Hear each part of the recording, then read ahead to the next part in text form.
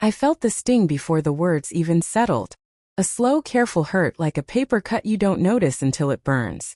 It was a mild Thursday in Austin when my husband, Evan, stood by the kitchen island twisting his wedding ring, the way he always did before dropping something I wouldn't like. "Serena's coming," he said, eyes glued to the countertop. "Serena," I echoed, setting down the dish towel. "Your sister. From Istanbul." He nodded. "This weekend." I'd heard plenty about her. The older sister who'd married well, collected opinions like trophies, and never missed a chance to display both. Evan spoke of her with affection and caution, as if touching a live wire he'd learned to live with. Brilliant, decisive, dazzling. Also unbearably condescending. A force of nature, he'd say, and I'd picture a high-gloss hurricane. "Well," I answered, aiming for neutral, "it'll be nice to finally meet her." Evan hesitated, and the pause told me there was more. "I might have simplified a few details when I told her about you." "Simplified?" I lifted an eyebrow. "What does that mean?" He winced. "I told her you work in an office." "I do work in an office," I said lightly, though the direction was obvious. "Yes, but I left out the director part. And the strategic development part. And the salary." A small brittle laugh. "Serena can be intense. I thought it would be easier." The word landed heavier than he meant. Easier than what? Telling his sister his wife outranked him on paper? I'm 29, the director of strategic development at a mid-sized tech company, and I earned it through sleepless weeks and quiet grit. I didn't marry Evan for status, and he didn't marry me for my paycheck. Our life has always been small rituals. Saturday pancakes, playlists on late-night drives, inside jokes whispered over coffee. I'd never measured our love in titles. "Easier," I repeated, tasting the hollow in it. "That's not what I meant," he rushed. "I didn't want to spend the weekend defending us. If she thinks you're," he swallowed, "a regular office worker, maybe she'll keep her judgments to herself." I wasn't angry. Not yet. But disappointment slid under my ribs and made a home there. Humility wasn't the same as hiding. One belongs to you.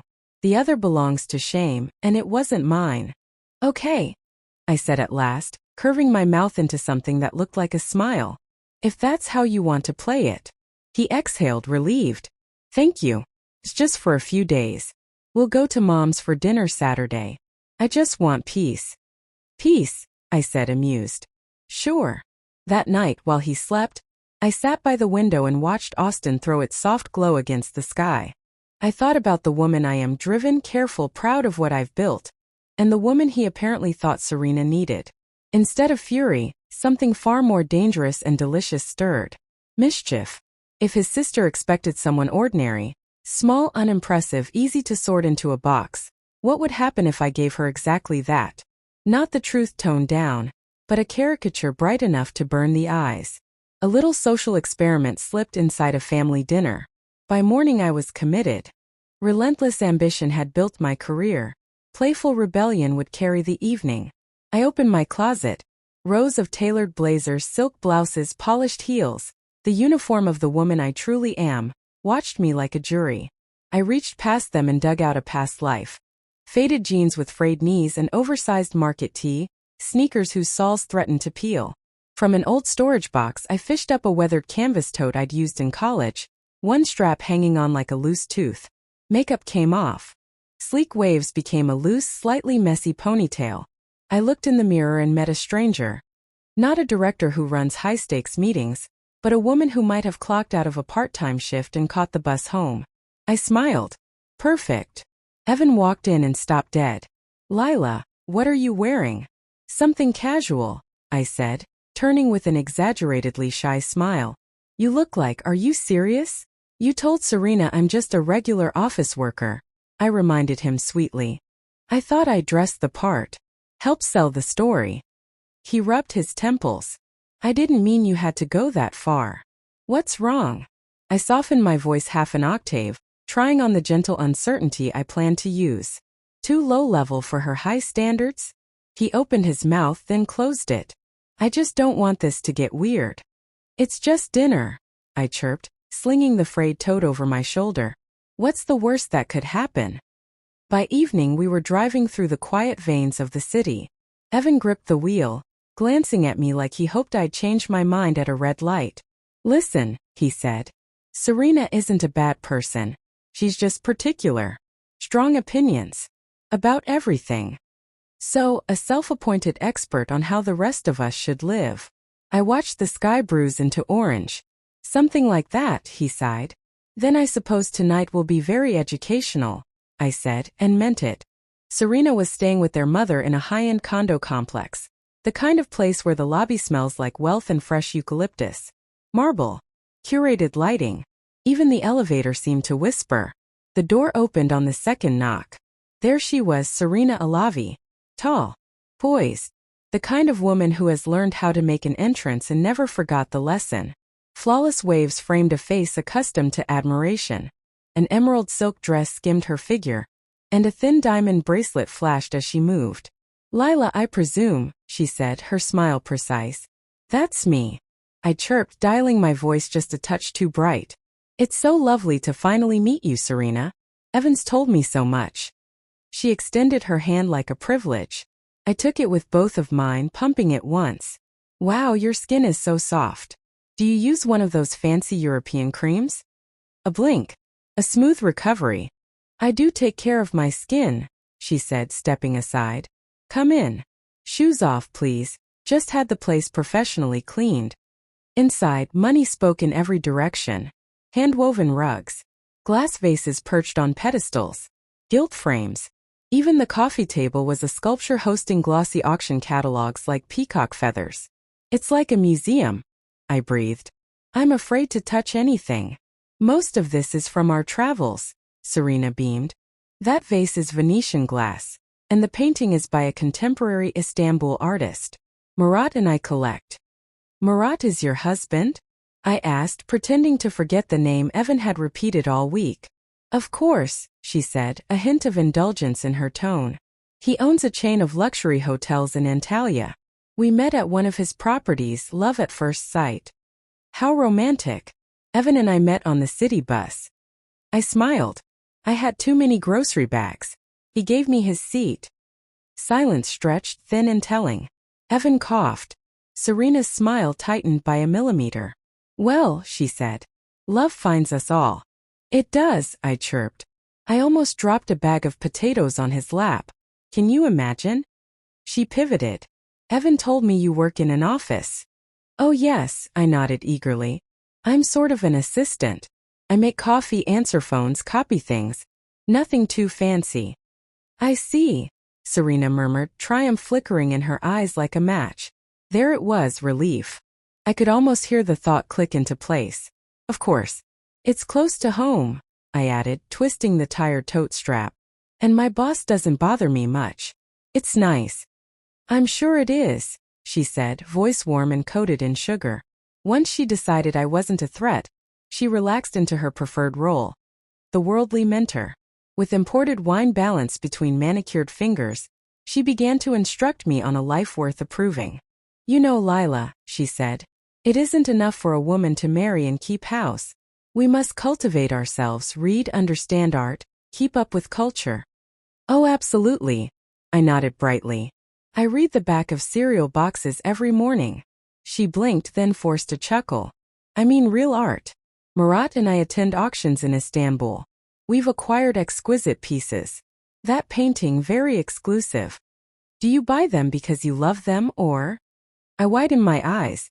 Beauty and investment, she said smoothly. Art appreciates if you know what you're doing.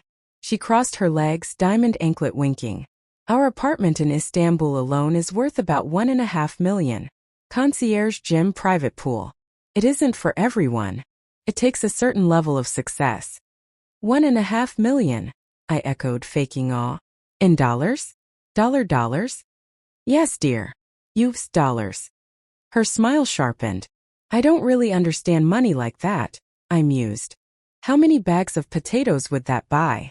Evan coughed into his glass. Serena shot him a look. Anyway, we're expanding. Murat's opening a new resort in Bodrum this year. $5 million construction, just the start. $5 million. I gasped. But why? Why what? Her composure wobbled. Why so many hotels? You can only live in one at a time, right? A beat too long. It's not about need, she said, voice tightening. It's growth. Investments. Capital must work for you. Oh, I nodded solemnly, as if receiving sacred knowledge. I just try to save a little from my paycheck. Emergencies and all that. How much do you save? She asked sweetly, hunting. Last month? 300. 300, she repeated, amused. My handbag costs more than that. She rose and lifted a structured leather purse from a shelf. Hermes Birkin. 12,000. Birthday gift from Murat. I stroked the leather reverently. So soft. What makes it cost so much? It's Hermes, she said, annoyed. Prestige. Quality. Exclusivity. Exclusivity, I echoed. So there's only one like it in the world? Of course not, she snapped lightly. They're limited. There's a waiting list. Oh, like the new iPhones. Make just enough so people want them more. Evan choked. Serena's jaw set. It's nothing like that. This is art. Taste. A statement. A statement about what? I tilted my head. About you, she said. The life you live. The circles you move in. Oh, I said thoughtfully. So if someone isn't very nice but carries one, people still respect them? That's not the point, she said, voice climbing. Presentation matters. How you present yourself determines how the world treats you. I always thought how you treat people did that, I murmured. Before she could retort, my phone buzzed. I glanced down. My boss, I said, and declined the call. Serena stared. Aren't you going to answer? No. It's after 6. I'm off the clock. Off the, she looked scandalized. If you want to move up, you make sacrifices. You give up personal time. You answer the phone. Something shifted in me then. The act up to that point had been a game. A mirror. But watching her preach sacrifice while clutching a $12,000 gift like a trophy. My smile thinned. And that's worked well for you? I asked softly. All the sacrifices? Look at my life, she said, radiating herself. The apartment. The hotels. The travel. We don't limit ourselves with silly boundaries. Silly boundaries, I repeated, more to myself than to her. Evan shifted beside me. Serena didn't notice. Silence stretched taut as wire. I sat back, gentling my expression, smoothing my tone until it was calm. Too calm. You know, I said, voice even. I realized something tonight. Her eyebrow arched. Oh, do share. For 2 hours, I said quietly. You haven't told me a single thing that actually matters. Her smile faltered. Excuse me? I know the price of your apartment. I know what your bag cost. I know the budget of a hotel I'll never visit. I met her eyes. But I don't know what you love. What makes you wake up? I don't even know if you've asked your own brother a single question. Color rose in her cheeks. I care about my brother. You assumed a lot tonight, I said, still soft. You assumed my worth, my place, my limits, based on fabric and numbers. Her composure cracked. Well, you did say you're just a secretary. There it was. The edge beneath the silk. I stood, smoothing my faded denim. The axe slid off my shoulders like a costume at curtain call. When I spoke, the sugar was gone. You want the truth? I said, stepping into the center of that glossy room as if it were a stage. I drew a breath. And smiled. Here it is, I said, letting the room settle around my voice. I'm not a secretary. Serena's fingers tightened on the sofa arm. That perfect smile suspended like glass about to crack. Evan's breath snagged beside me. I'm the director of strategic development, I continued, steady and almost gentle, as if breaking bad news to a child. At a tech company here in Austin. I run high-stakes strategy, oversee multi-million-dollar accounts, and since you like numbers, I make $180,000 a year. Silence arrived with a thud. Even the clock on the wall seemed to stall. Evan blinked. You make. He stopped, scrubbed a hand over his jaw, then tried again. 180. I glanced at him. You never asked. I didn't mean it as a barb, but truth has its own edge. Serena exhaled a tiny laugh that wasn't a laugh.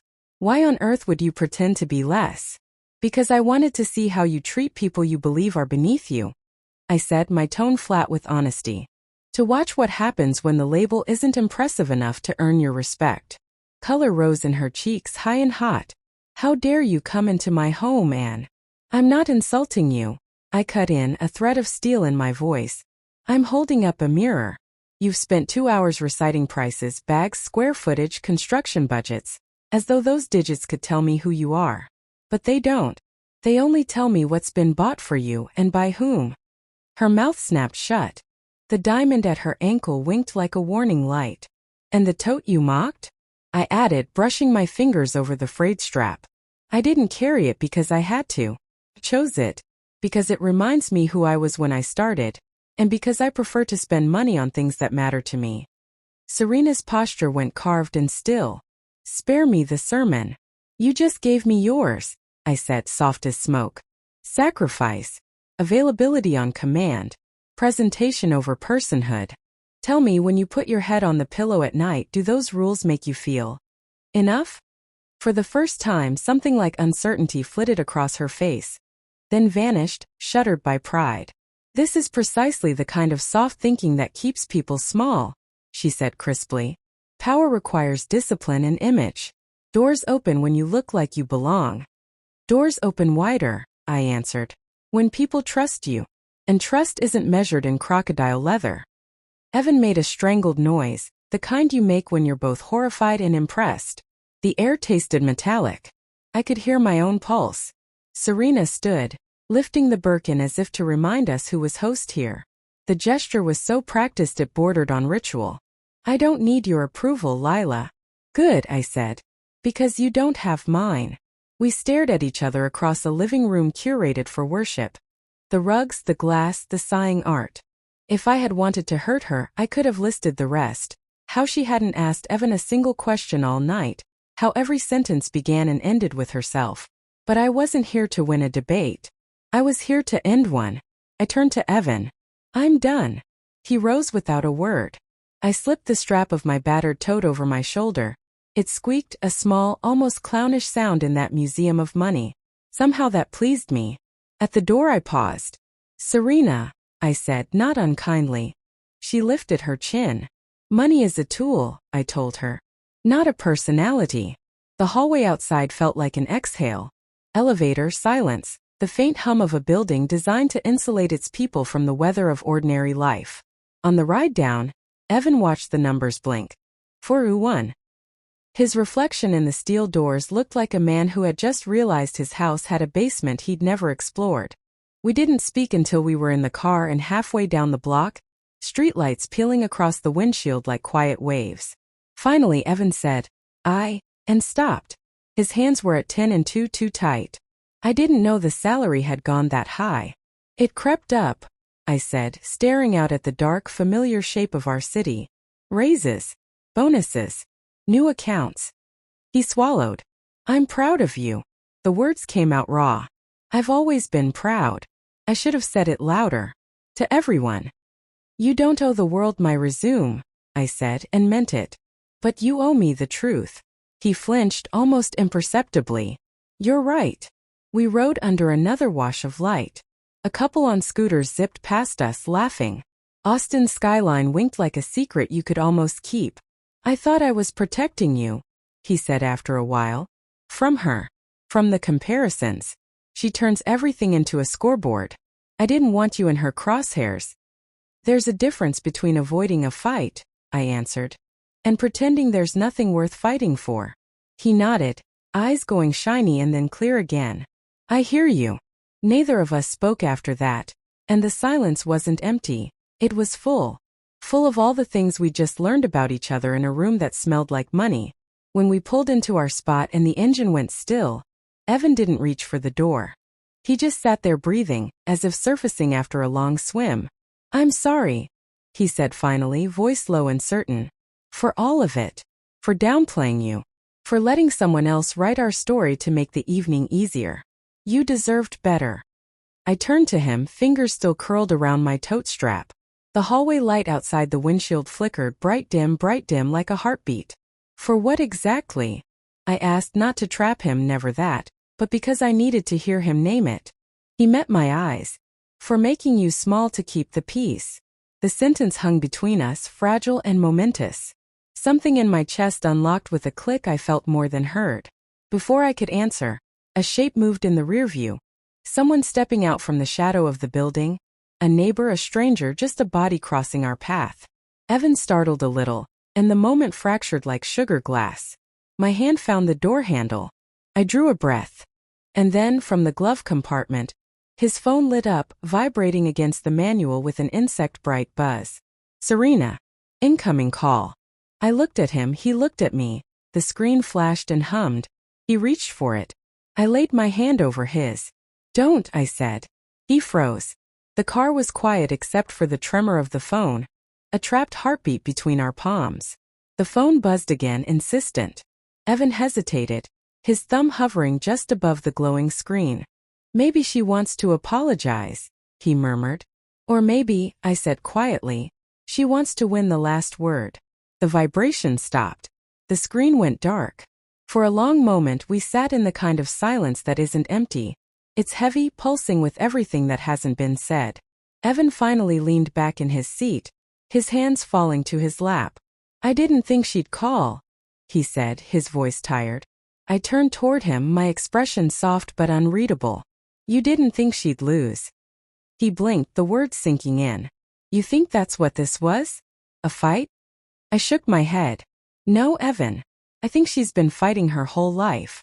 And no one ever told her she didn't have to win every time. He sighed, eyes fixed on the steering wheel. She's complicated. She's empty, I corrected gently. There's a difference. When we finally stepped out of the car, the Austin air was cool and restless. The city hummed around us, streetlights buzzing, laughter echoing from a rooftop bar nearby. I could almost feel the night peeling away the sharp edges of the evening. Inside, I dropped my bag by the door and toed off my sneakers. Evan hovered near the counter, like a man standing in a memory he didn't know how to process. Lila, he said finally, voice small. Yeah. I'm sorry I made you pretend to be less than you are. I smiled faintly. You didn't make me. I chose to. He frowned, confused. Why? Because sometimes, I said, leaning against the counter, people only show you who they really are when they think you have nothing to offer them. He looked away, shame flickering across his face. She really does that to people, doesn't she? She doesn't even see it, I replied. That's the sad part. She thinks she's being inspiring. For a moment we just stood there. The refrigerator hummed, the city outside sang its late-night lullaby, and I felt the ache of something deep but not bitter, like a bruise that had finally stopped throbbing. Come here, Evan said suddenly. He crossed the space between us and pulled me close, his hands trembling just slightly against my back. I hate that she made you feel like you had to prove anything. She didn't, I whispered. She just reminded me that I don't. He exhaled against my hair, and for a while that was enough. The next morning I woke to the smell of coffee. Evan was at the stove, humming quietly to himself, an old song he used to play on those late-night drives we'd taken before everything got too serious. He looked up when he saw me. Pancakes. Always, I said, smiling. As he flipped a pancake, he glanced toward his phone on the counter. Serena texted, he said carefully. She's leaving Sunday night. Good for her, I said, reaching for my mug. Maybe Istanbul misses her confidence. She said she wanted to talk before she goes. I paused mid-sip. Talk or lecture? He hesitated. She said apologize. That caught me off guard. Serena Alavi didn't apologize. She conquered. I raised an eyebrow. You believe her? I don't know, he admitted. But maybe you should hear her out. I set the cup down thinking. There was a part of me that wanted to slam that door shut forever, to keep my peace sealed from her noise. But another part of me, quieter and steadier, whispered that closure wasn't about her. It was about me. All right, I said finally, but on my terms. Saturday came draped in golden light. The city was alive with the scent of roasted coffee and freshly baked bread. And yet beneath that calm my chest buzzed with anticipation. Evan drove us to his mother's house again, though this time the silence between us was different, lighter, almost companionable. When we arrived, Serena's car was already there. I recognized it instantly. Sleek imported, silver paint polished to a mirror. She's early, Evan murmured. She's calculating, I said. Big difference. Inside, the house was warm and familiar. The smell of his mother's lavender candles mingled with cinnamon and toast. Serena sat at the table, posture perfect, a porcelain cup in her manicured hands. She looked smaller somehow, less untouchable. Lila, she greeted, her voice measured. Evan. Serena. I nodded politely and took a seat across from her. She cleared her throat. I owe you both an apology. Evan blinked. You what? Her lips pressed together. I crossed a line. I let my opinions get the better of me. I shouldn't have judged you. Her tone was restrained, but for Serena, restraint was progress. I appreciate you saying that, I replied carefully. But I'm not sure you understand what exactly you're apologizing for. Her eyes flicked to me. You think I'm not sincere. I think you're sorry you lost control, I said softly. Not sorry for what you said. The air shifted, a faint electric pulse between us. For a moment she didn't answer. Then, to my surprise, she set her cup down and leaned forward. You remind me of myself, she said suddenly. That made me laugh quietly without humor. Then maybe that's the problem. No, Serena said, and for the first time there was something fragile in her voice. You remind me of who I used to be. Before I met Murat. Before I started caring what other people thought of me. Her words landed like pebbles skipping across water. Not heavy, but rippling in ways I didn't expect. Evan looked between us, uncertain. Serena, she held up a hand. It's fine. I need to say this. She took a shaky breath. When you build your whole identity around success, you forget what peace feels like. You start measuring your worth in numbers because it's easier than asking if you're happy. I studied her face, the faint lines near her eyes, the tension she hid behind practiced poise, and for the first time I saw not arrogance but exhaustion. Are you happy? I asked quietly. She blinked, and her eyes glistened just slightly before she turned away. I don't know, she said. Maybe not. For a heartbeat, the room felt fragile, like glass suspended in air. Then Evan's mother walked in with a tray of cookies, oblivious to the delicate battlefield she'd stepped into. Who wants tea? She asked brightly. The spell broke. Serena stood abruptly, smoothing her skirt. I should go, she murmured. I rose too. Serena, I said, stopping her at the door. For what it's worth. I don't think you're a bad person. Just lost. She looked at me startled. You really believe that? I believe people can change, I said. Even you. She gave a small broken laugh. Then you're kinder than I deserve.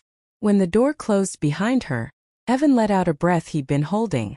That was human, I finished for him. Painfully human. He smiled faintly. You're something else, Lila Hart. Don't I know it? I said, half teasing. That night, as I lay awake listening to the city hum, I couldn't stop thinking about Serena's face when she said maybe not. Arrogance is loud, but emptiness, it whispers. I didn't forgive her completely, not yet, but I understood her a little more. And sometimes that's the beginning of forgiveness. I closed my eyes, thinking of everything that had unraveled and rebuilt in just a few days. A brother learning to stand beside his wife. A sister learning to see herself without the filter of her wealth. And me learning that grace didn't mean silence. But just as I started to drift toward sleep, my phone buzzed softly on the nightstand. One new message. From an unknown number. I frowned, thumb hovering over the screen. Then I read it. You don't know everything about Serena. Be careful who you trust. My breath caught. No name. No signature. Just those words. And for the first time in days, I felt something other than peace. I stared at the screen until the glow dimmed and vanished. The message was short, almost careless, but the words clung to me like static. You don't know everything about Serena. Be careful who you trust. I read it again. Then again. The clock on the nightstand blinked 12:47 a.m. Evan was asleep beside me, his breathing slow and even, one arm flung across the blanket. I should have ignored it, deleted it, rolled over, let sleep swallow the unease, but curiosity has teeth. Gnaws at reason. I unlocked my phone and checked the number. No name. No photo. No history. Just a string of digits I didn't recognize. My thumb hovered over call back. Then I stopped. Whoever sent it didn't want a conversation. They wanted a reaction.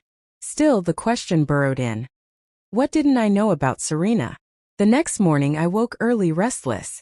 Evan was still asleep, his face turned toward the sunlight pooling through the curtains.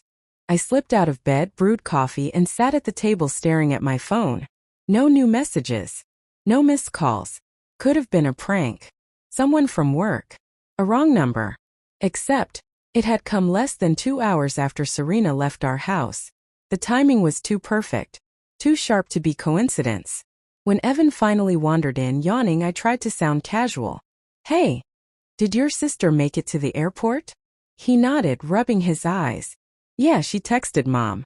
Said she was boarding. Did she text you? He hesitated. No. I hummed, pretending not to care. Huh. I didn't mention the message. Not yet. I wanted facts before suspicion. At work I couldn't focus. I sat in meetings, nodding at presentations, while my mind replayed Serena's expression from yesterday, the flicker of honesty when she said maybe not. What if she hadn't been honest? What if that wasn't guilt but fear? At lunch I pulled up her name on my phone. Her social media was a highlight reel of perfection. Rooftop dinners in Istanbul, charity galas, infinity pools reflecting sunsets. But the more I scrolled, the more something felt off. No posts in the last 2 weeks. No tags from her friends. And one photo, captioned grand opening in Antalya, had comments from strangers asking, why is this resort closed already? Closed? I clicked the location tag. The resort's account was gone. Deactivated. A cold prickle crawled up my spine. I wasn't sure what I was looking for, but instinct whispered that the glossy story Serena had told us wasn't the full picture. That evening, Evan came home late, still in his office hoodie, laptop bag slung over his shoulder. You okay? He asked, noticing the furrow between my brows. Just tired. He kissed my temple. Let's order Thai and watch something stupid. I nodded, but even laughter over bad TV didn't shake the unease. The message pulsed at the back of my mind like a heartbeat I couldn't sync with. When he fell asleep on the couch, I picked up my phone and searched the resort's name again. Nothing. Then I tried Murat Kaya Antalya. The first few results were harmless. Articles about luxury hotels, interviews, press photos. Then one headline caught my eye. Turkish developer under investigation for financial misconduct. I froze. The article was dated 2 weeks ago. Murat Kaya, the same man who, according to Serena, was expanding his business. I read every word. Funds misused. Partnerships dissolved. Employees unpaid. Authorities investigating money laundering. And there it was, his name, his company, and beneath it, a passing mention. Sources claim Kaya's wife, Serena Alavi, may have assisted in international account transfers during the investigation period. My blood went cold. So that's what I didn't know. I didn't sleep that night. I lay beside Evan, staring at the ceiling, every thought louder than the last. Serena wasn't just judgmental or arrogant. She was hiding something bigger. And she had flown halfway across the world to stay with her family. Why here? Why now? The next morning I couldn't keep it in. Over breakfast I told Evan everything. The message. The article. The suspicion that Serena's perfect life wasn't just cracking. It was collapsing. He went still, the toast halfway to his mouth. Lila, are you sure about this? I read the article myself. He frowned.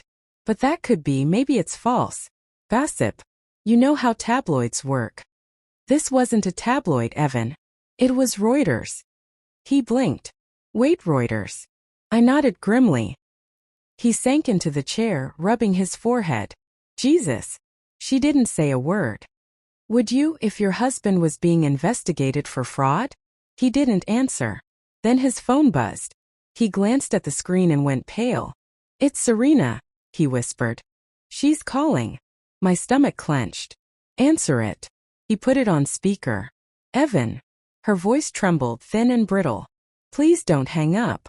I wasn't planning to, he said cautiously. Are you okay? A shaky breath. No, I'm not. Something's happened. I met Evan's eyes across the table. He mouthed record this and I nodded, pressing the button on my phone. Murat's been arrested, she said finally. Her voice cracked. They came to our apartment in Istanbul last night. The police. They took him. Oh my God, Evan murmured. Serena, what's going on? I can't talk long, she said quickly. I'm staying in a hotel near the airport. But I need your help. What kind of help? There was a long pause. Then quietly, they're investigating me now. I felt the air leave my lungs.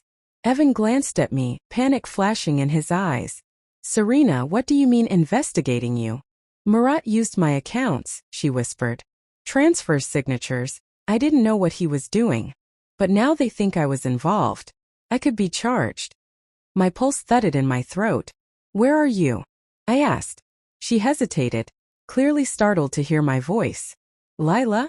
You're there? I'm here, I said evenly. And I think you should tell us everything.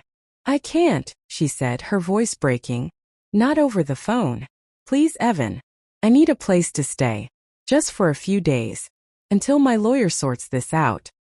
Evan looked at me torn. Serena. Please, she whispered. You're my brother. The line went silent, except for her shallow breathing. Every instinct in me screamed no. But when I looked at Evan, his eyes wide, his loyalty fighting his logic, I knew what he was thinking. Family. And before I could stop him, he said it. All right, Serena. Come home. The call ended. The room felt smaller suddenly. The kind of silence that tastes like metal. I looked at him, heart pounding. Evan, do you have any idea what you just did? She's my sister, he said quietly. She's also under criminal investigation. I can't turn her away. I leaned forward, my voice low, deliberate. Then you'd better hope she's not bringing that storm with her. He opened his mouth to argue, but just then his phone pinged again. A text from Serena. Landing tonight. Please don't tell anyone. I stared at it. At the timestamp. At the words don't tell anyone. And for the first time, I wondered if the message I'd received wasn't a warning, but a threat. The hours before her flight landed stretched like wire. Every tick of the clock felt louder, tighter. Evan sat on the couch with his elbows on his knees, staring at nothing. I could tell he was rehearsing explanations for his mother, for himself, maybe even for me. But there was no easy way to spin my sister's being investigated for fraud. And she's moving in. Meanwhile, I packed away anything valuable or sensitive. Work documents, my laptop, the safe key.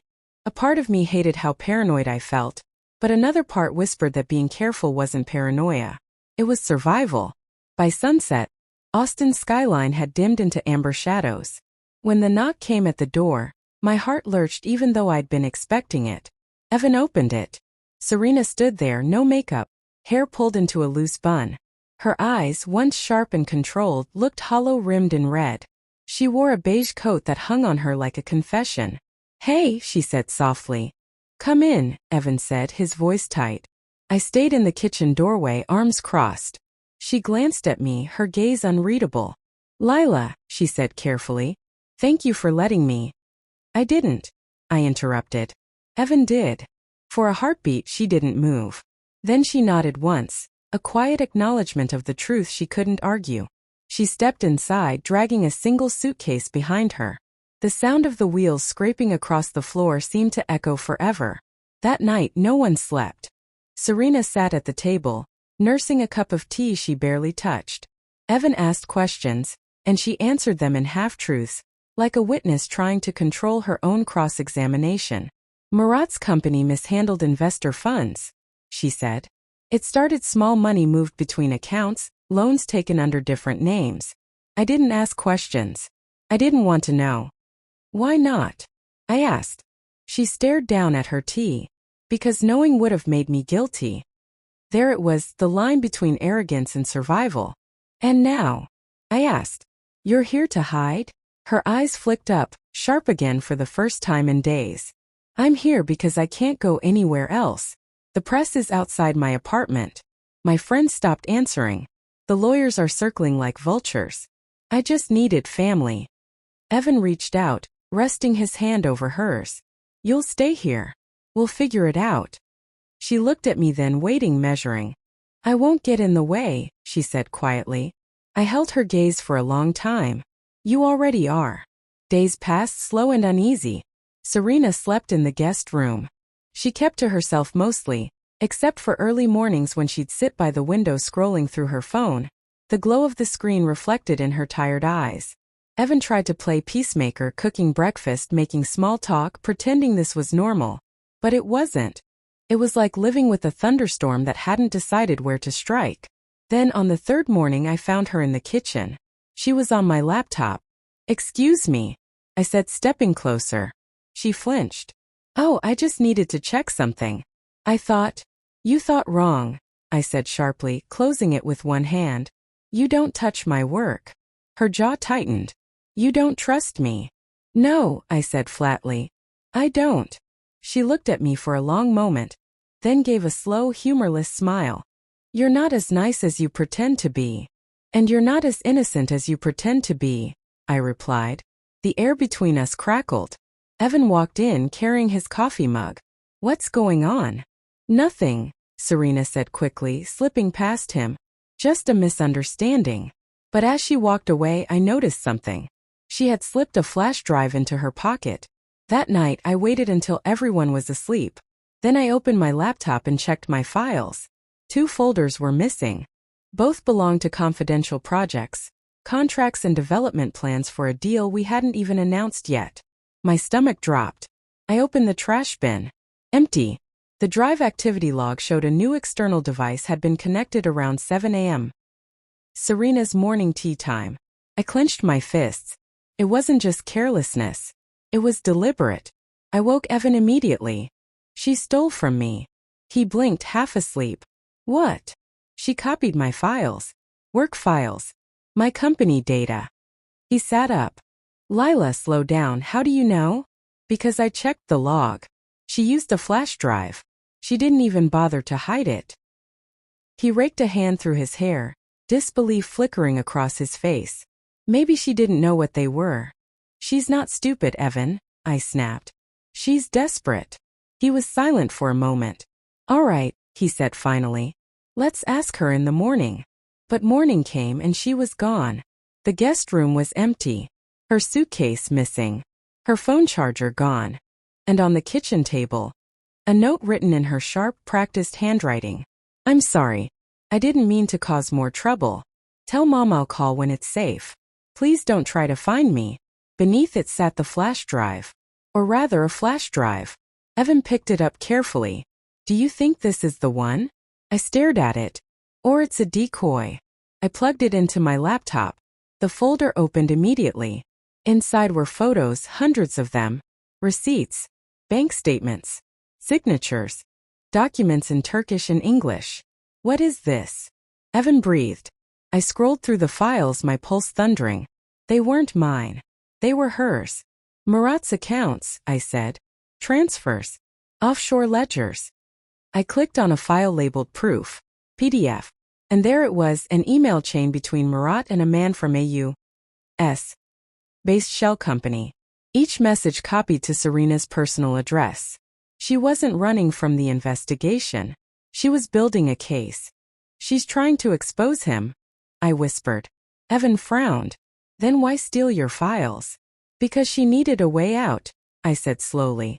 Something to trade. Something clean. I leaned back, staring at the screen. Evan, I said quietly. If these files are real, she's not just scared. She's being hunted. And right then, as if to prove it, someone knocked on our door. 3 sharp knocks. Measured. Official. Evan went still. Who the hell? Another knock. Louder. I peeked through the peephole. 2 men in plain suits stood outside, badges clipped to their belts.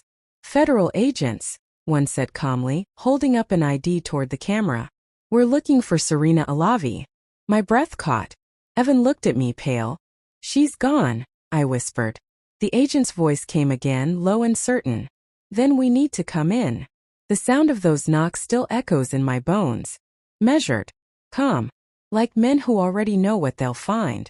Evan opened the door with a stiffness that wasn't quite fear, but close. 2 agents stepped inside, their eyes scanning the room like scanners, picking up every detail. One of them, a tall man with silver at his temples, flashed a badge. Agent Holt, FBI. This is Agent Morales. We need to speak with you about Serena Alavi. My heart thrummed in my chest. She's not here, I said immediately. She left hours ago. Do you know where she went? Morales asked. No. They exchanged a look that told me they didn't believe me. Mrs. Pierce, Holt said, addressing me directly, we have reason to believe Ms. Alavi was in possession of sensitive financial data connected to an ongoing international fraud case. She didn't steal it, I blurted. She gave it to us. Evan turned to me startled. Lila. I motioned to the flash drive still on the table. That. It's full of Murat Kaya's emails, bank records, proof she was trying to expose him. Both agents looked at the drive, then at each other. May we? Holt asked. I nodded and handed it over. He slipped it into a small anti-static pouch and sealed it. This may be evidence, he said. If what you're saying is true, it could change everything. Evan frowned. So she's not in trouble? Holt's jaw tightened. That depends. People like Murat rarely go down alone. After they left, silence fell heavy as dust. Evan stood by the window watching their car pull away. What if they find her first? He asked softly. Then we tell the truth, I said. All of it.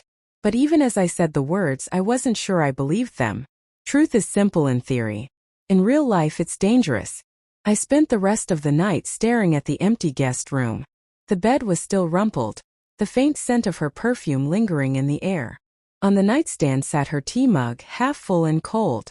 I wanted to hate her for what she'd done. For the secrets, the chaos, the mess she left behind. But what I felt instead was something heavier, pity. Because underneath the pride and the posture, Serena had been terrified. Not of losing money, of losing control. 2 days later, the news broke. Murat Kaya found dead in Istanbul apartment. The headline hit like a punch. Authorities called it suicide pending investigation, but I knew better. People like Murat don't surrender, they get silenced. The article mentioned unnamed associates now considered persons of interest. Serena wasn't listed, but the implication was clear. She had vanished. Again. Evan dropped the paper on the counter and rubbed his face. She's gone. Maybe that's the only way she can survive, I said quietly. He looked up, eyes glistening. You think she's safe? I think, I said. She's smart enough to disappear. And then I remembered the message. The one that started all this. You don't know everything about Serena. Be careful who you trust. Maybe it hadn't been a threat. Maybe it was a warning from her. Weeks passed. Life tried to return to normal, but the air in our apartment felt different. Quieter. Like a held breath that never fully released. At work I was back in meetings, back to deadlines and deals, but every time I saw a flash drive, every time someone said transfer or account, my chest tightened. At home Evan had changed too. He called his mother more. He listened more. And sometimes late at night he'd scroll through old photos of him and Serena as kids. His expression caught somewhere between grief and guilt. One evening while folding laundry he looked up and said, I keep wondering what would have happened if I'd told her no that night. If I'd told her she couldn't stay. I folded another shirt. She would have run anyway, I said. But she would have run alone. He nodded slowly. Maybe that's worse. It was early spring when the letter arrived. No return address. Foreign postmark. Thin envelope, neat handwriting. I turned it over, and my heart tripped when I saw the name on the back flap. A. Inside was a single page. Lila, you were right about me. I wasn't innocent. But I wasn't lying either. Murat's empire was built on shadows, and when the lights came on, he panicked. I gave the files to you because I knew they'd be safe there. The agents who came for me aren't the ones who protect people, they silence them. Keep that flash drive safe. It holds more than proof. It holds names. If you ever hear from me again, it will be because I finally found a way to come home. Until then, take care of my brother. And yourself. S. The paper trembled in my hands. Evan read it twice, his voice thick. She's alive. I nodded. For now. He looked at me. What do we do? I folded the letter carefully and slid it back into the envelope. Exactly what she asked. Months later, life went on, but differently. Evan transferred to a new job with fewer hours. I started mentoring young women in tech, reminding them of the same truth I'd nearly forgotten. Power isn't in the title, it's in the choice. Sometimes at night, I'd sit by the window where this whole story began, looking out at Austin's lights, remembering the woman who walked into my life with a $12,000 handbag and a hurricane in her eyes. Serena Alavi had lived her life trying to prove she was untouchable. In the end, she learned the hardest truth of all.